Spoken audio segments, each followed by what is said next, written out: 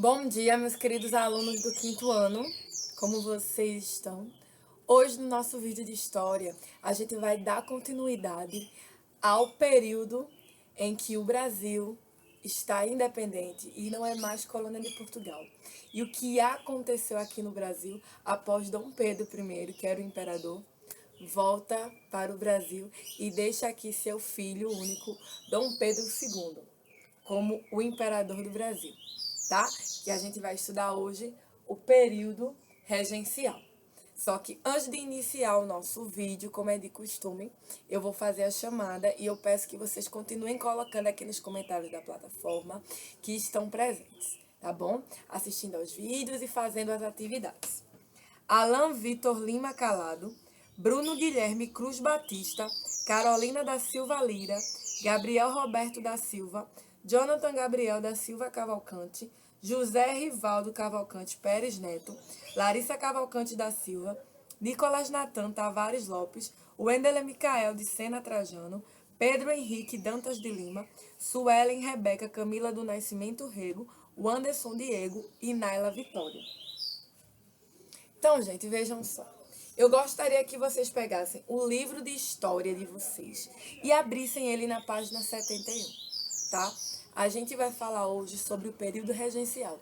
Como vocês sabem, a gente já viu a vinda da família real para o Brasil, a gente já viu a independência do Brasil e agora a gente está vendo o período regencial.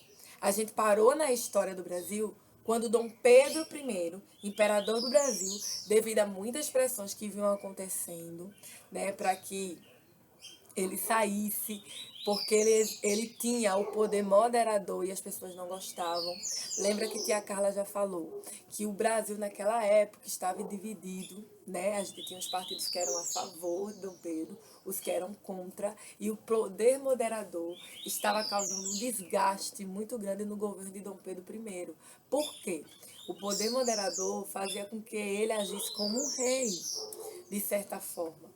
Coisa que o Brasil não queria um rei, né? Mas ele agia como rei. Apesar de ter o título de imperador, Dom Pedro I agia como rei. Então ele sai do Brasil, ele volta para Portugal, né? O pai dele morre, então ele volta para Portugal, mas ele não assume o trono de Portugal. Ele abdica, né? Tanto do trono de Portugal como do trono do Brasil, né? Como do governo do Brasil. E aqui no Brasil, ele deixa o seu filho, Dom Pedro II, né? Que na época tinha apenas 15 anos de idade, como o imperador. Só que aí a gente entra num dilema. Por quê? 15 anos não era uma idade adequada para que ele fosse o imperador. Ele tinha que atingir a maioridade, tá? 15 anos não, gente. Ele tinha 5 anos, tá? Dom Pedro II, quando o pai dele parte para Portugal, sai do Brasil e parte para Portugal, Dom Pedro II tinha só 5 anos, tá? Mais pra frente eu vou explicar a você essa questão dos 15 anos, tá? Ele tinha 5 anos quando o pai dele sai do Brasil e vai para Portugal. E com 5 anos, ele não tinha, né, idade nem maturidade suficiente para assumir um governo, tá? Gente, ele vai assumir o governo, de fato, com 15 anos de idade.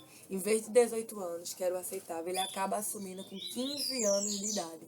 Mas quando o pai dele sai do Brasil, Dom Pedro II só tinha 5 anos. Então, por ele não ter a maioridade para governar o Brasil, é que inicia-se nesse período o período regencial, tá? Que vai de 1831 a 1840. E o que vem a ser o período regencial?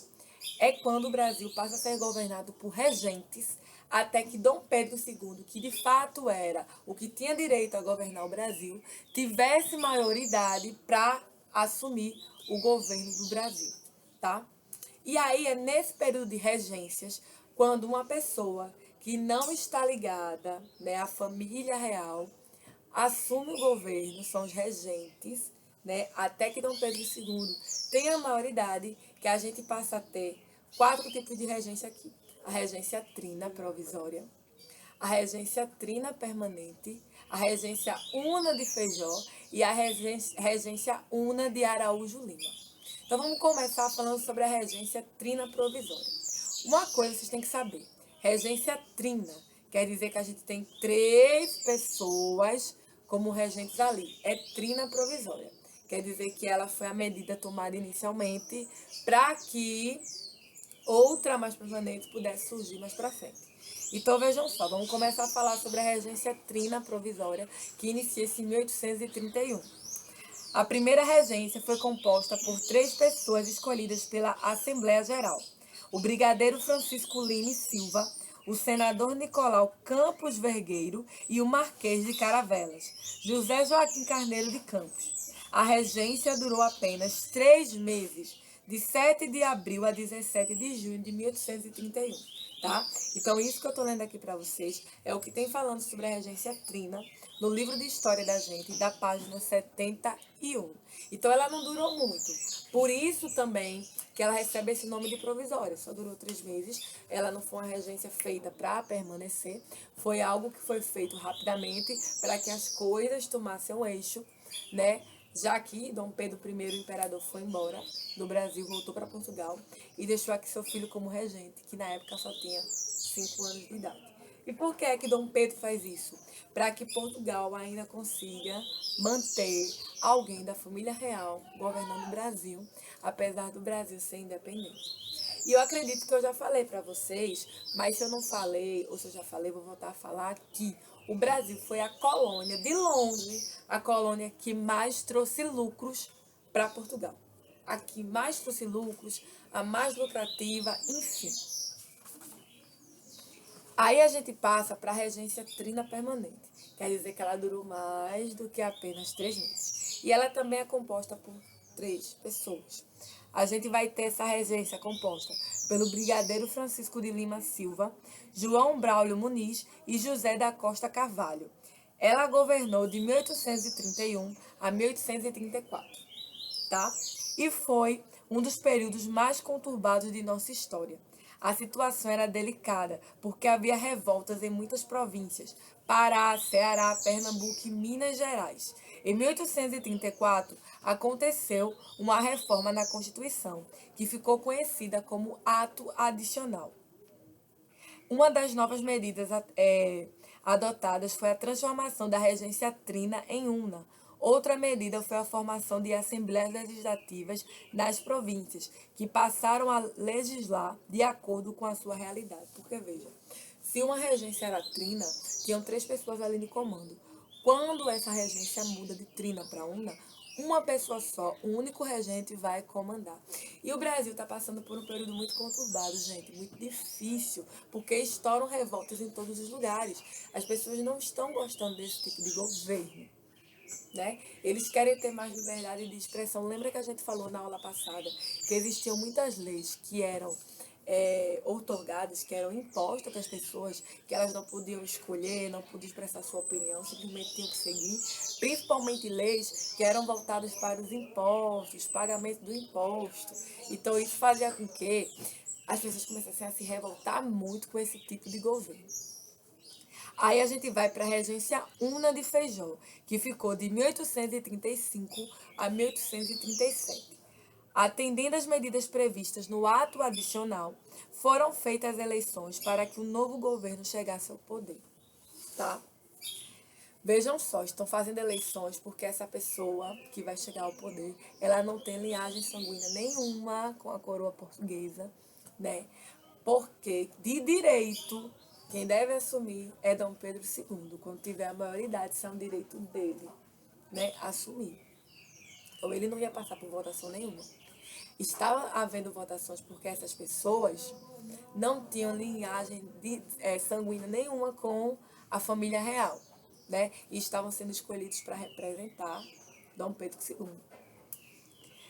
Nessa época, somente os que tinham renda foram mínima de R$ 100.000 anuais, o que representava uma parte muito pequena da população, tinham direito de votar. O padre Diogo Antônio Feijó tornou-se regente com um total de 2.826 votos. Quando assumiu o cargo, explodiram revoltas populares nas províncias do Pará, a cabanagem, e do Rio Grande do Sul, a farroupilha. Apesar de Feijó ser enérgico, não conseguiu vencer a oposição ao seu governo. Quando ainda faltavam 2 anos para terminar seu mandato, Feijó decidiu renunciar ao cargo. Sua regência durou de 1835 a 1837. Provisoriamente, a regência foi entregue a Pedro de Araújo Lima, um senador pernambucano.